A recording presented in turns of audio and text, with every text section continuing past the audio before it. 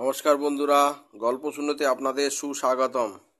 বন্ধুগণ, আপনারা সবাই জানেন গোপাল একজন রসিক মানুষ।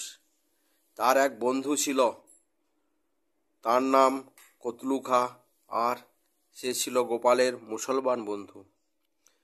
কতলু খাঁও খুব রসিক ব্যক্তি ছিল। একদিন গোপাল ওদিকে কোনো কাজের ছলে গিয়েছিল। পথেই কতলু খাঁর বাড়ি পড়ে। সে ডাকল, ওহে কতলু, বাড়ি আছো নাকি? মহারাজের আদেশে তোমায় কোতল করতে এসেছি। কতলু তখন রুই মাছের মুড়ো সহযোগে ভাত খাচ্ছিল। সে গলা শুনেই বুঝতে পারল গোপাল ডাকছে। তাই সে বলল, ওহে গোপাল, একটু বসো, আমি একটু পরে আসছি। একটু পরেই না হয় কতল করো। গোপাল বলল, পরে কেন? এখনই বেরিয়ে এসো। কি এমন রাজকার্য করছো? কতলু খাঁ বলল, তোমাদের অবতার ভক্ষণ করছি।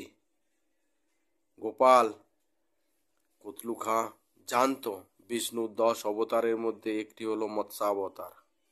কতলু খাঁর কথা শুনে গোপাল বলল, বুঝেছি কতলু, তুমি বরাহ অবতার খাচ্ছ।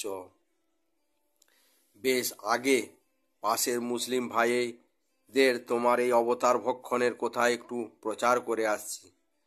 যেমনি এ কথা শুনেছে, কতলু খাঁ আর চুপ থাকতে পারে না। কতলু খাঁর আর পুরো মাছের মুড়োও খাওয়া হলো না। গোপালের সঙ্গে ভাড়ামি করাও মুশকিল। সে তাড়াতাড়ি বাইরে বেরিয়ে এসে বলল, গোপাল ভাই, এবারের মতো মাফ করে দাও।